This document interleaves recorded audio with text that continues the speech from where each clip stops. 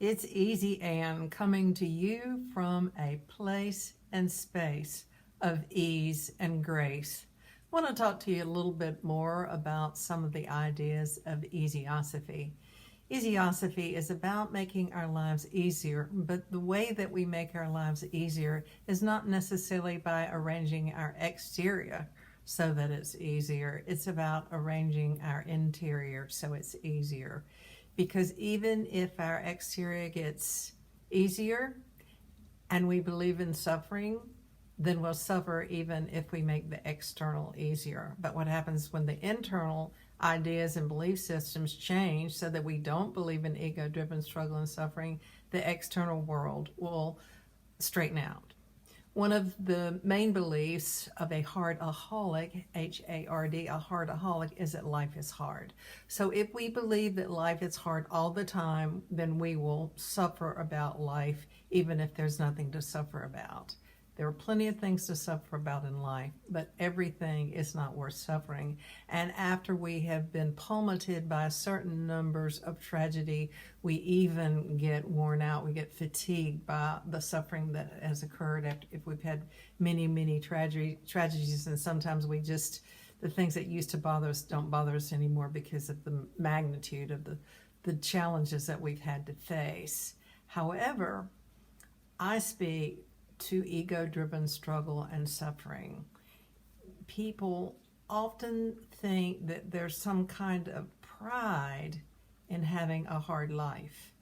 That means that if everything is difficult, then somehow I'm a better person. There's even spiritual truth that say that when we go through the fire of suffering, that we're better people. But what that doesn't address and distinguish is that when we go through genuine suffering, we have the loss of someone we love, then yes, we can move through the fire. Yes, that makes us stronger. Yes, that polishes us. But I'm talking about ego-driven struggle and suffering. We have forgotten the difference. We have forgotten that so many things that we stress and suffer about and the what ifs and what people think about us, that's made up suffering. And that's what I have to address. And we have to address it internally and be able to distinguish what is worthy of suffering, what is worthy of us giving our energy to, what is worthy of us breaking our heart over, and what is not. Because everything is not worth that. We're frittering our energy. If we believe that we're bad, at the core of our belief system of who we are is that I'm a bad person, then what I'm going to do is that I'm going to create suffering in my life to punish myself.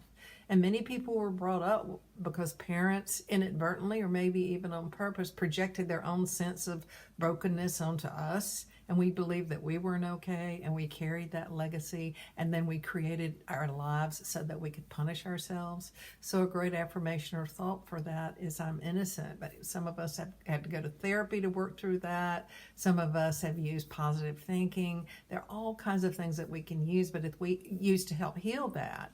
But if we believe that we're bad people, then what is going to happen is that we are going to create lives in which we will suffer. And there's so many different belief systems that hold this false suffering in place, and we have to discover them, uncover them, and then recover who we are so that we can rise in the ease that is available in our lives. There's not anything wrong with ease. As a matter of fact, there's not anything wrong with having an easy life. We won't totally have an easy life because part of life is the ups and downs of vicissitudes. Things won't go like we planned. There's going to be some suffering, but it's not all about suffering. It is not all about suffering. And it's wonderful to take it easy. It's wonderful to let go. It's wonderful to luxuriate in the moment. It's wonderful to feel the ease of the universe. And it's sacred. Even though there's a sacredness in genuine suffering, there's a sacredness in genuine ease, in this flow and this softness of the universe. And as we spiritually mature, then we hunger for these spaces of ease in our perception and our belief systems. And when we begin to look for them and find them and feel innocent in assuming them and taking that position of ease, then our lives become so much easier. This is Easy Ann, and I want you to remember one more thing for sure, and that is that I love you. And thanks for watching.